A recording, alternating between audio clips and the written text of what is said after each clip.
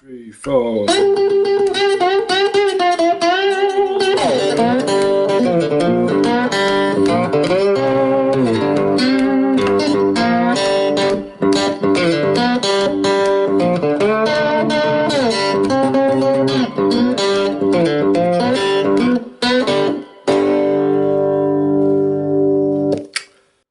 The shuffle, the blues shuffle, the king of all grooves. If you're going to play blues, you've got to get that blues shuffle down. You've got to get that blues shuffle down if you want to play a blues. Now, you would have seen and heard that a zillion trillion times, I'm sure, without possibly knowing every single time that you're listening to a shuffle. That's fine, that's all right. Let's have a listen now so that you know and can identify one when you hear it. That's going to be important. There are lots of different types of shuffles. Lots of different ways that people swing them, accent them, manipulate them, bend them. If you can hear and recognize that shuffle when you do, then you can start to hear and recognize the variations, the difference between the Texas style, the Chicago style, the John Lee Hooker style, the Houston style, the Western style, all the different ones, right? So let's do that to start with. You have possibly been introduced to the shuffle already with that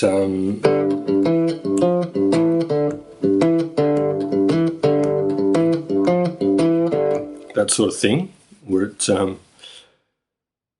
shuffles from the open to the second fret to the third fret, back to the second, or just backwards and forwards from the open to the second. Open to the second.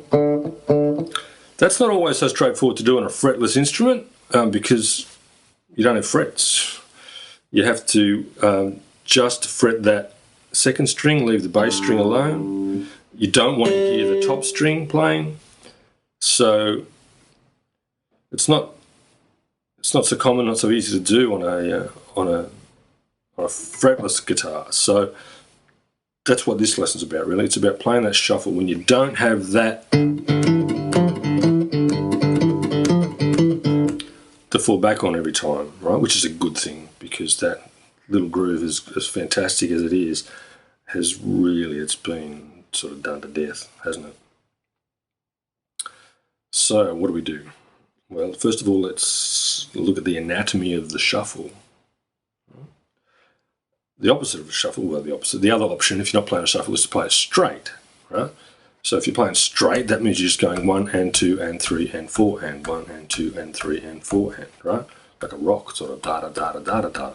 If you're playing a shuffle, what you're doing is that and part, what you come up, is late. So instead of going 1 and 2 and, you're going 1 and 2 and 3 and 4 and 1 and 2 and 3 and 4. Okay? So that's the first thing. You'll hear that. The second thing that you'll need to know too, because other types of grooves do that, a swing groove does that, right? But the shuffle groove does it in a particular way, right? Which is important. You would have heard that classic Elmore James lick, which then goes into a shuffle. 1, 2, 3, 1, 2, 3, 1, 2, 3, 1, 2, 3, 1, 2, 3, 1, 2, 1. Yeah? Now, that's important because that triplet lick, that 1, 2, 3, 1, 2, 3, 1, 2, 3, 1, 2, 3, fits perfectly inside a shuffle groove. If you listen closely to the shuffle, it goes 1, da, 1, da, 1, da. We take that upbeat back, like I said before, but, just enough so that it fits with the third of those 1, 2, 3s. 1, 3, 1, 3, 1, 3, right? So if that's your triplet, 1, 2, 3, 1, 2, 3. Your shuffle's going bop, bop, bop, bop, bop, bop, bop on the 1 and the third one, the first one and the third one.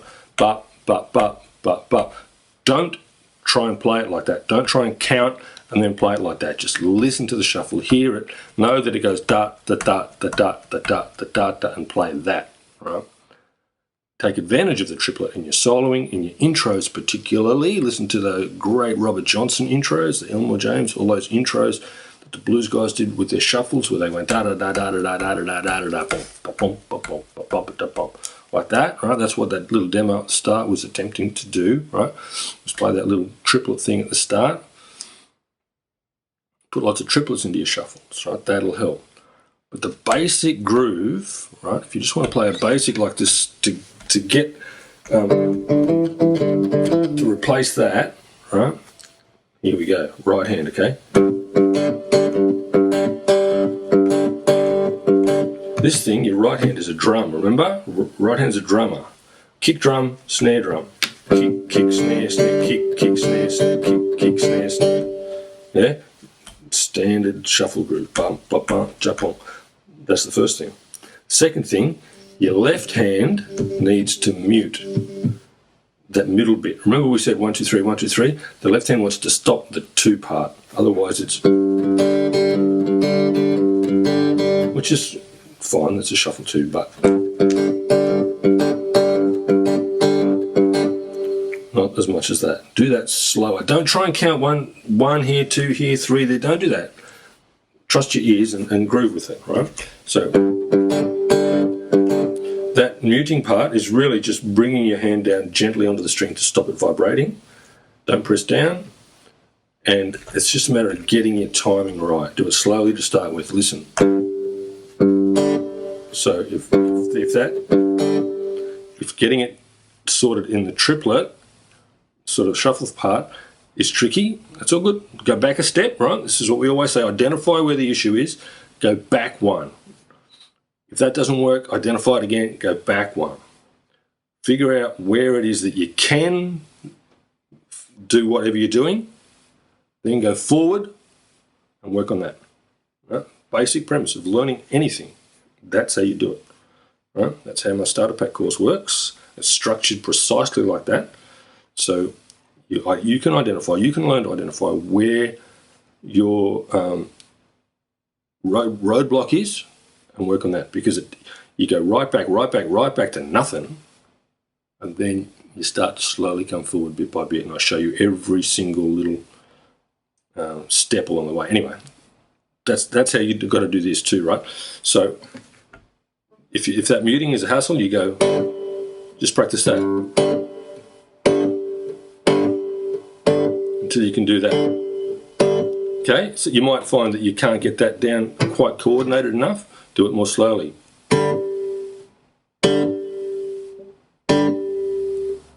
Keep practicing that. Once you can do that,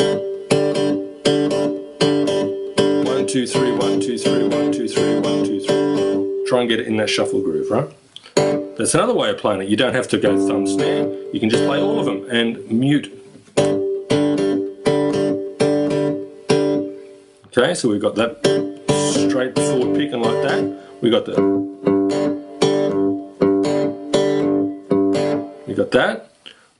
You can play triplets, but accent the first and the third of them. So 1, 2, 3.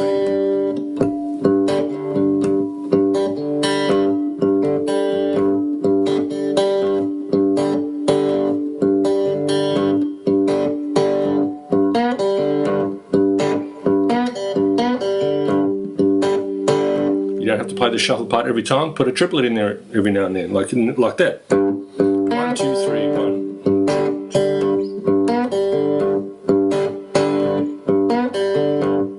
Which leads me to constructing your riffs in a shuffle groove. Make it like triplets. Have a look at the phrasing your riffs in video that's on YouTube somewhere, where we talk about a groove, picking a groove and then getting that groove going and then phrasing your riffs around that groove, right? Same thing.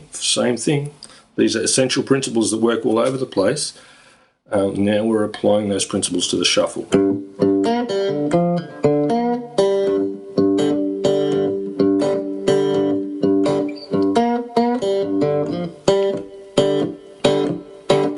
The other thing you can do with a shuffle to give it that sort of Texas thing is play the sort of upbeats on the shuffle, the delayed ba upbeat, ba ba ba ba ba, like a Texas thing, yeah. So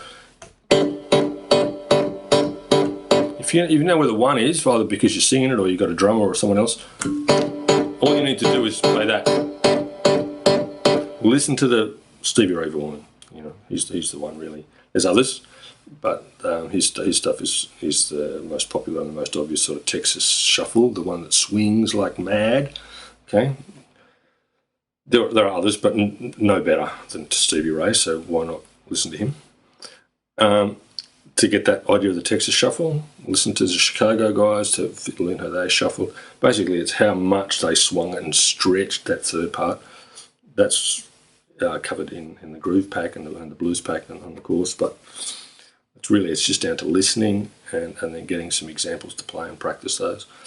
And identifying them, understanding what it is that you're listening to so that when you hear it, you can recognize it and then learn from it. That's why we do the listening. That's why we do all the theory stuff, so that you can recognize it when you see it, right? I look under the hood of my car, I haven't got a clue what's going on because I don't know what I'm looking at, right? It might be the simplest thing. It might be the easiest, simplest thing in the world that just needs a bolt tightening somewhere. But if I don't know where that bolt is, if I don't know why it's making that noise, I've got to take it to someone to help me, right? Same with this. If you can understand what it is that you're listening to, you can start to work with it, manipulate it, okay? All right, that's a number of soapboxes now. I didn't mean to do that, but sometimes in a rave you get there, don't you? So where were we? That sort of shuffle there, right? That's a John Lee Hooker. It does a very similar thing, right?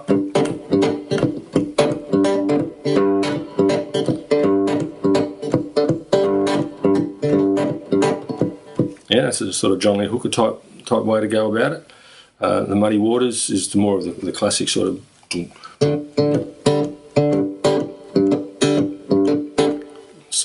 shuffle there, right? Mix it up with your fingers, however your hands work, right? If you've got a flat pick, go with that. It's more about feeling it, really. You want to identify it, like I say, so you can know what it is when you hear it, but you don't have that level of head stuff when you're playing it. That's in the listening, and then you bring the listening to that, bring your ear to your instrument. All right, there we go. There's a couple of shuffles for you to have a go at. The triplets, the backbeats, the knowing it when you hear it, the different sort of approaches with your fingers, whether you just play all of them or just the thumb and the boom chick like a drummer. All those type of things will help you play your blues shuffles. Have fun.